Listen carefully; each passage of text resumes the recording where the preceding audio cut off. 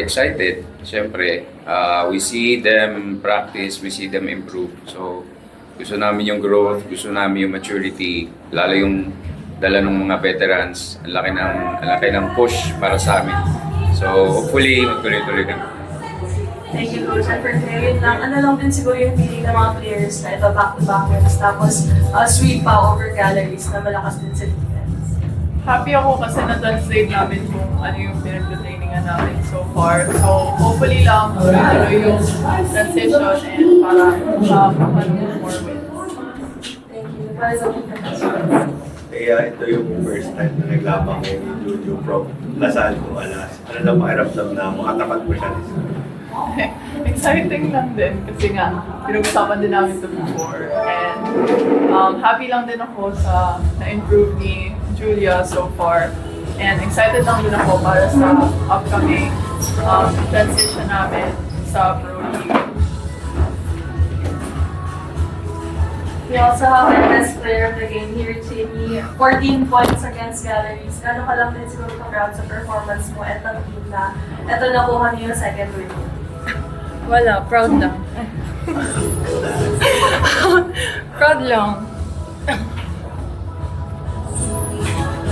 For Coach, yung pagiging libero po ba ni Dali, from temporary adjustment lang po ba yun or more on an experimental thing moving Depende sa practice. If nakita natin magtutuloy-tuloy, mag-stick tayo. So nothing is fixed naman, pero kung ano yung nandyan, ano yung may game, ano yung may magaling or maayos ang improvement. So, yun gagamitin natin. And for Thea, given obviously net defense yung forte mo, so what particular aspects of your game do you think needs work moving forward with Zeus? Well, personally, I think yun nga, sa blocking kasi as much as possible, yung mga spikers ng kalaban umiiwas sa akin. So, I need to find a way to, read them and para makakontrol talaga sa blocking. Yun lang. Yun nga, coming into the season, talagang yung hinahanap ng season yung mga panalo. Now, after ilang games, two back-to-back wins na. Siguro, on your part, parang ito ba yung parang gusto mo talaga makita from the team heading into your, debut conference? Yes, of course. Yun yung personally goal ko din is makatulong talaga para makakuha ng panalo sa team namin. And although we're a new team, parang halos lahat kami puro bata. Just wanted to give a new energy for this conference. Coach, ano yung nakita mong difference sa team na to? Kasi alam naman natin, medyo nung nakaraan, gano'ng karami, parang first time na nalo. After nung first na win nyo, ano yung nakita mong difference sa team? Pagka may talent talaga malaki yung difference pag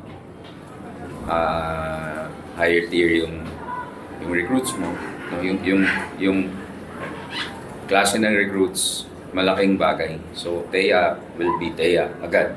So iba yung nandyan siya blocking offense, may lamang ka na agad. Easier for us, easier for the team para mag-transition in offense and defense. So, di ba? Pag may height, may skills, hindi pwedeng kulang-kulang kasi may depensa ka, wala kang pensa, wala kang blocking. So, ang hirap maglaro ng gano'n kukulang-kulang. So, this time, in terms of height, meron kami, skills, meron kami, ganda, meron kami. Di ba? So, hindi. Better pag meron kang materials. Pag wala, how can you work? Di ba? Yun lang. Jamie, isa ka sa mga nalalagod dito sa Alas. Kumbaga, paano mo lang na-share yung experience mo sa younger teammates mo? Lalo na naka-experience ka na rin sa F2 and partner before. Ano naman na po, talented naman na kasi yung mga teammates ko po Kasi hindi naman po sila mapupuntang pro kung wala silang talent.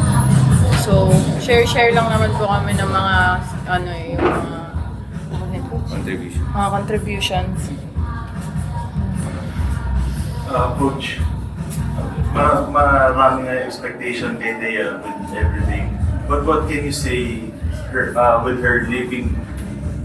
Parang nami-meet ba yung expectations? And parang yung program ba parang mas umiikot na sa kanya. She is, no, living up to her expectations. Siyempre, she is. Actually, in and out of the court, no? Kasi masaya pagka meron kang ganyan teammate. Hopeful ka, kapag may chance ka, may pag-asang manalo agad eh.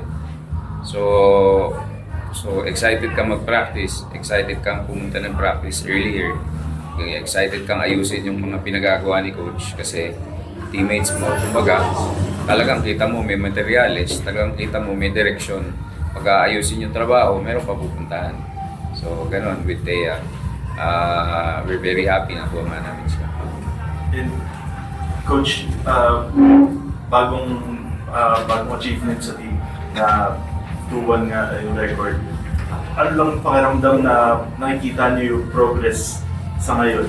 Na tuloy-tuloy na ba to? We are very excited. Yung potential nakikita and somehow na-achieve. So slowly, maaga pa masyado eh. So step by step. So this particular step na-achieve namin na gusto namin and ini-expect namin. So we're very happy. And they, para sa'yo na narinig mo yung mga sinabi ni Coach and ikaw nakikita mo personally yung pag-angat ng team na yun naman yung is mga goal mo nung pagsama mo dito.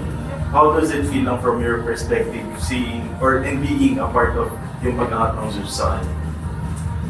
Thankful ako syempre sa mga kasama ko kasi ginugusto din nilang maglaro para sa team.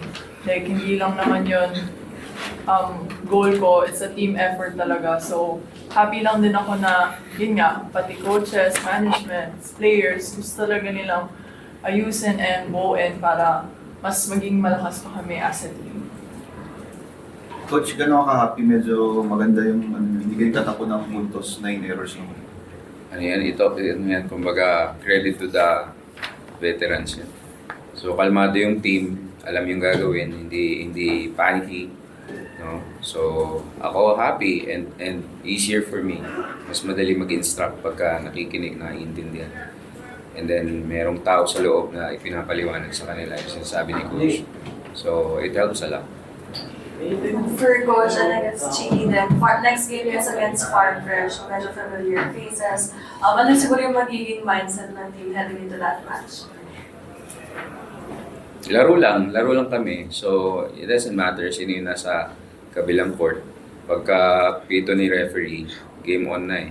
So, yeah, friends naman kami everyone. Kumbaga, after ng game, before the game.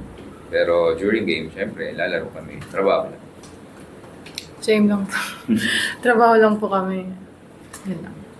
Thank you, Chini. Thank you, Coach. Thank you, Thank you. Thank you.